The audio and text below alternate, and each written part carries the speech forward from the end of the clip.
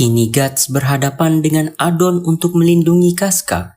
Adon yang kini sudah terpancing memamerkan kekuatannya dengan akan menyerang Guts dengan teknik tombaknya, yang bahkan bisa menghancurkan marmer. Teknik ini sudah diwariskan melalui keluarganya selama 440 tahun. Adon menyerang Guts, tapi dengan mudah Guts berhasil menahan serangan itu sembari menyerang balik. Serangan Guts berhasil menghancurkan zirah Adon, tapi nggak sampai di sana, Guts kembali menyerang Adon hingga dia terhempas jauh. Guts kemudian meremehkan teknik andalan Adon yang di sisi lain, anak buah Guts sangat bangga melihat kemampuan kapten mereka. Guts kemudian mendatangi Casca dan bertanya ada apa dengannya, karena dia nggak terlihat seperti biasanya. Tapi tiba-tiba saja Casca kehilangan kesadarannya dan akan terjatuh ke dalam tebing yang ada di belakangnya. Guts mencoba menggapainya dan berhasil memegang tangannya. Tapi di saat itu, Adon nampaknya masih sadar dan menyerang Guts dengan sebuah crossbow. Serangan itu berhasil mengenai Guts yang membuatnya terjatuh dari kudanya. Sehingga kini Guts dan Casca malah terjun bebas ke dalam tebing itu. Hal ini tentu saja mengejutkan semua rekan-rekannya. Di sisi lain, peperangan masih terus berlanjut. Guts dan Casca nampak berhasil terjatuh ke dalam aliran sungai. Namun kini, Guts terlihat sangat kelelahan berenang menggunakan zirahnya dan sembari membawa Casca. Ketika sudah sampai ke daratan, Guts dengan cepat mencoba menolong Casca dengan memberikan nafas buatan. Setelah itu dia mencoba melakukan CPR. Hal ini nampak berhasil karena Casca berhasil mengeluarkan air yang ada di dalam mulutnya dan sedikit mulai tersadar. Setelah menolong Casca, Guts kini menarik anak panah yang tertancap di pinggangnya. Meskipun dalam keadaan sulit, Guts masih bersyukur karena mereka jatuh ke dalam air dari tebing yang sangat tinggi itu. Tapi dalam kondisi seperti ini, mereka nggak bisa memanjat ke tebing itu. Guts nggak sengaja melihat Casca dan mengetahui jika dia mengalami demam tinggi. Dia mengira jika karena demam ini, Casca menjadi pingsan. Guts kemudian memperhatikan sekitar dan melihat sebuah gua. Sementara itu, kini Griffith mengetahui jika Guts dan Casca terjatuh dari tebing yang tinggi. Judiao meminta Griffith mengirimkan pasukan untuk mencari Guts dan Casca, karena ada hal yang nggak beres dari keadaan Casca. Tapi di saat itu seorang panglima kerajaan memperingatkan Griffith jika mereka dalam keadaan perang, dan hal ini merupakan yang terpenting. Mereka nggak boleh menyia-nyiakan pasukan untuk mengkonfirmasi hidup atau matinya seorang komandan unit. Selain itu, Guts dan Casca adalah komandan Band of the Hawk yang sangat dipuji, dan kali ini mereka bersama, yang seharusnya mereka bisa mengatasi masalah seperti itu dengan mudah. Mendengar hal itu, Griffith nampak kebingungan. Sementara itu, Guts kini membalut lukanya. Dia nampak kedinginan, tapi mereka nggak bisa menyalakan api karena sudah pasti musuh akan mengetahui posisi mereka. Nggak punya pilihan lain, Guts mencoba untuk membuka semua pakaian Casca. Yang terlebih lagi, mereka juga pernah saling menghangatkan, dan ini bukan pertama kalinya mereka bersama. Tapi di saat itu, Guts malah mendapati darah di tubuh Casca. Alhasil dia mengira jika Casca tengah terluka dan mencoba mengeceknya. Tapi Guts langsung tersipu malu melihat mengetahui sumbernya. Dan dia malah berkata jika pasti sangat sulit menjadi seorang wanita. Dan nampaknya kini mereka berdua berusaha untuk saling menghangatkan. Keesokan paginya setelah hujan reda, Casca terbangun melihat Guts yang menyambutnya. Casca bertanya apa yang terjadi. Guts menjelaskan jika mereka jatuh ke sungai setelah mengalahkan Adon. Tapi Casca malah kehilangan kesadarannya. Casca mencoba bangkit tapi Guts memintanya untuk tetap berbaring karena dia masih demam. Tapi di saat itu, Casca menyadari jika dirinya malah telanjang bulat. Guts menjelaskan jika Casca basah kuyup dan demam tinggi. Tapi yang ada, Guts malah terkena tampolan dan lemparan barang-barang dari Casca. Dengan wajah emosinya, Casca melempar Guts menggunakan pisau. Tentu saja hal ini membuat Guts marah karena dia sudah menyelamatkan Casca dari kematiannya di sungai. Bukannya berterima kasih, dia malah melemparinya pisau. Guts berkata jika Casca bukan wanita, dia sudah pasti mematahkan rahangnya sekarang. Hal ini membuat Casca teringat perkataan Adon yang merendahkan dirinya sebagai wanita di medan peperangan. Sementara itu Guts berkata jika Casca selalu saja marah pada apapun. Dan inilah mengapa wanita nggak cocok menjadi prajurit. Di saat itu Casca menangis dan berkata jika dia terlahir sebagai wanita bukan karena dia menginginkannya. Melihat Casca menangis, Guts meminta maaf. Tapi Casca kembali memukulnya yang kali ini Guts berhasil menahannya. Guts langsung menguncinya dan mencoba menenangkannya. Namun karena kondisi Casca yang masih lemas, dia menjadi terjatuh. Guts kemudian meminta Casca memakai bajunya agar dia enggak kedinginan. Sembari menangis, Casca berkata jika Guts adalah satu-satunya orang yang enggak ingin dia menyelamatkannya. Guts merasa jika Casca sangat membencinya. Dia kemudian mengalihkan pembicaraan dan bertanya mengapa Casca bergabung dengan Band of the Hawk. Karena wanita biasanya sangat sulit bertempur untuk melanjutkan hidupnya. Casca berkata jika itu karena Griffith. Dia kemudian bercerita jika kampung halamannya dulu miskin dan terletak di jurang gunung. Tanah mereka tandus dan mereka nggak bisa menanam banyak hal selain gandum. Walaupun demikian, mereka tersiksa oleh pajak untuk peperangan. 3 hari nggak makan adalah hal yang biasa. Bahkan orang-orang mati kelaparan pada musim dingin. Karena desa itu dekat dengan perbatasan, jadi sering terjadi pertempuran kecil. Dan ketika itu terjadi, yang bisa mereka lakukan adalah bersembunyi di gunung dan melihat rumah-rumah mereka dan ladang mereka rusak. Sama seperti desa yang lain, mereka semua terbiasa dirampok dan diinjak-injak. Sampai-sampai dia berpikir jika cara hidup seperti ini wajar-wajar aja. Tapi pada suatu hari, seorang bangsawan yang sedang melewati desa dalam perjalanan panjangnya melihat Casca. Bangsawan itu menghampiri orang tuanya dan mengatakan kalau dia mau Casca bekerja sebagai pelayan di kastilnya. Dan ayahnya dengan gampang menerima tawaran itu. Keluarganya yang punya 6 anak. Dan anehnya nggak ada dari mereka yang mati kelaparan pada saat itu, Casca pikir keputusan ayahnya itu wajar-wajar aja. Kehilangan putri termudanya yang nggak banyak berguna sebagai pekerja dan yang terlebih lagi akan mengurangi mulut untuk diberi makan.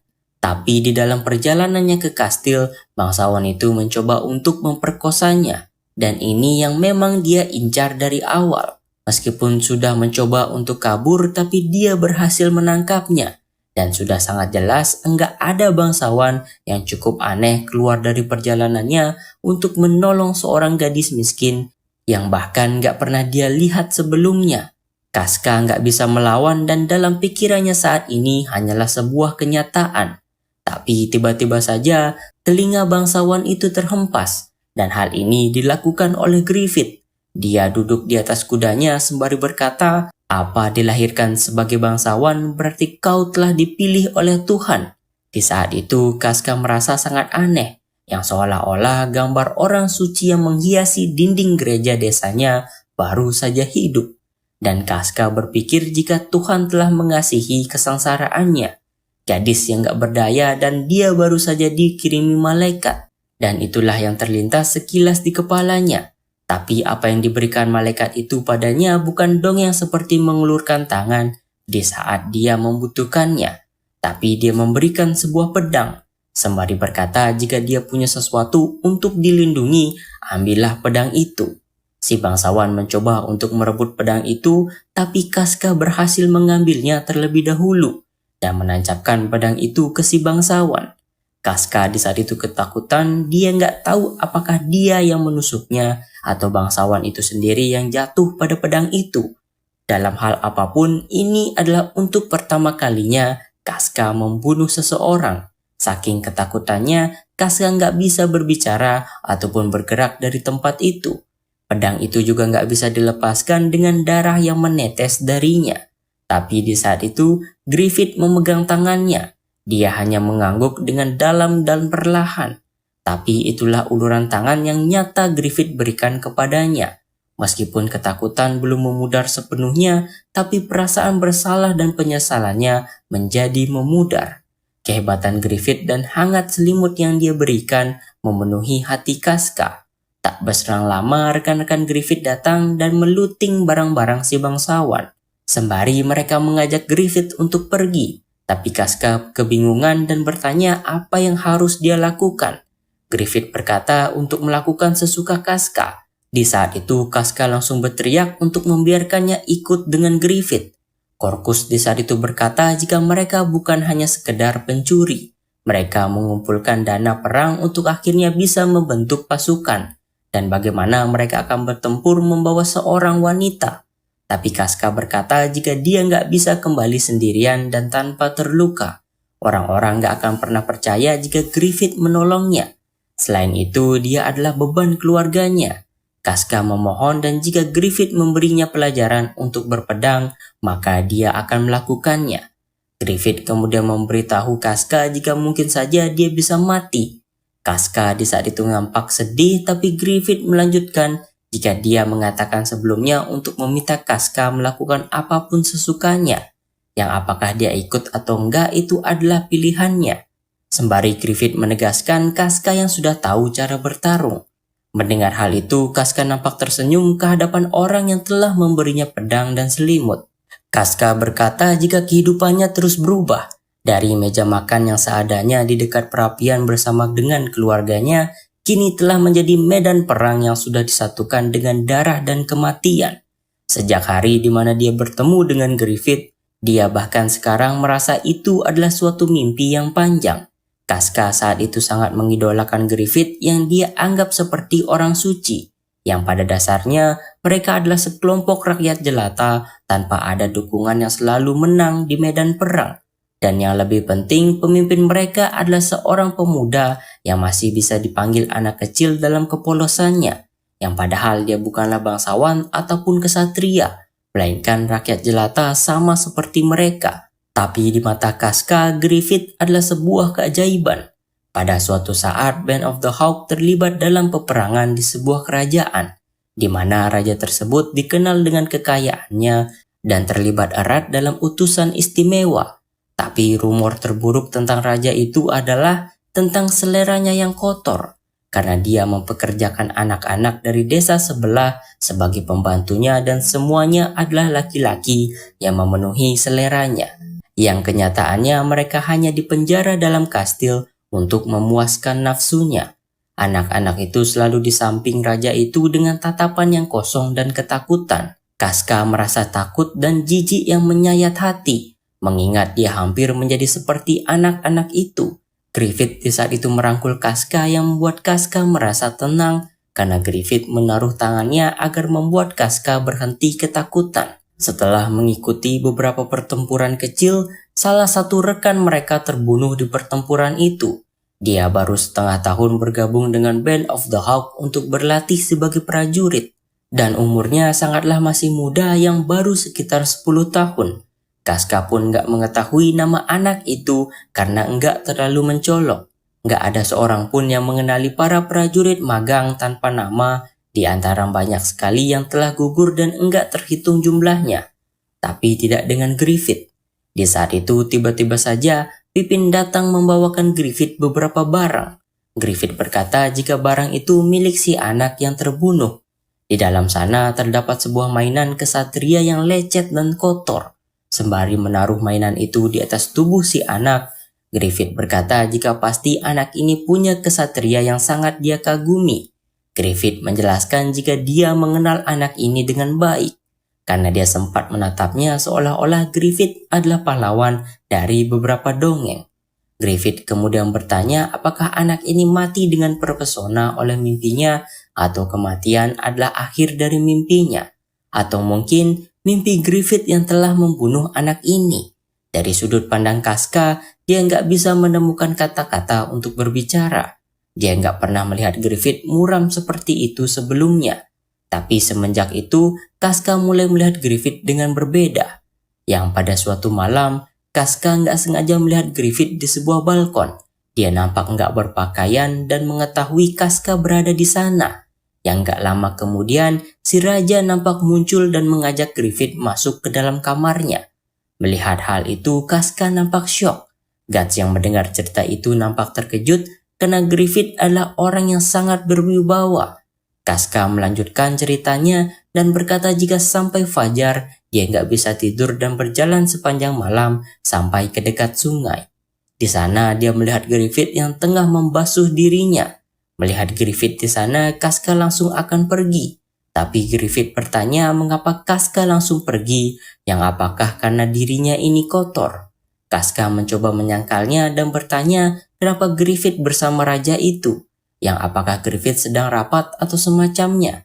Tapi Griffith meluruskan dan membenarkan pikiran jelek Casca itu. Mendengar hal itu, Casca kembali bertanya mengapa Griffith bersama dengan raja yang seperti itu. Griffith berkata jika ini karena uang. Sebuah pasukan menghabiskan banyak sekali uang. Peralatan, kuda, dan persediaan gaklah gratis. Band of the Hawk akan tumbuh lebih besar dan itu juga membutuhkan jumlah uang yang banyak. Dan dalam kasus ini, raja tua itu tertarik dengannya dan hal itu juga menguntungkannya dalam hal kekayaannya. Casca berkata jika mereka cukup dengan memenangkan peperangan saja seperti biasanya. Tapi Griffith menjawab jika hal itu akan memakan waktu yang sangat lama. Dan dengan setiap pertempuran yang terjadi, dia kehilangan banyak pasukan. Casca bertanya apakah hal ini terjadi karena kematian anak itu. Tapi Griffith berkata jika dia berpikir tentang hal yang logis. Pergi ke pertempuran 10 kali dan kehilangan 100 pasukan atau merayu satu orang tua. Dan hal itu memiliki satu resiko yang kecil. Griffith berkata jika dia sama sekali nggak merasa bertanggung jawab dengan rekan-rekannya yang kehilangan nyawa di bawah perintahnya. Sembari menggaruk lengannya sendiri, Griffith berkata jika demi mereka yang sudah mati dan jika ada sesuatu yang bisa dia lakukan, hal itu adalah menang. Dan dia akan terus menang untuk memenuhi impiannya.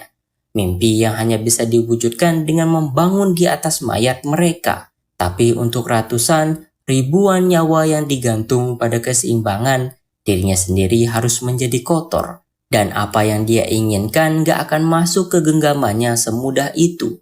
Di saat rasa depresi yang berlebih itu, Casca langsung memeluk Griffith dan memintanya untuk menghentikan ini semua.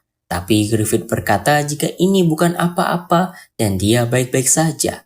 Casca kembali berkata pada saat Griffith yang berbalik badan untuk menempatkan tangannya di bahunya adalah Griffith yang sama seperti dulu. Pada saat itu Griffith membuatnya sedih. Griffith sangat gigih dalam mencoba mewujudkan semacam mimpi yang ditinggalkan kebanyakan orang sejak dulu sebagai hasrat kekanak-kanakan. Tapi sebuah mimpi yang dia kejar sangat asli dan luar biasa yang bebannya nggak pasti terukur. Casca pikir untuk seseorang yang ingin mencapai sesuatu yang lebih besar penderitaannya daripada orang lain itu bukan karena dia takut. Griffith harus membuat dirinya kuat. Casca ingin berada di sisinya. Jika Griffith akan mengorbankan segalanya untuk mimpinya, jika mimpinya adalah untuk melawan dan memotong jalannya sendiri, jika seperti itu, Casca ingin menjadi pedangnya Griffith.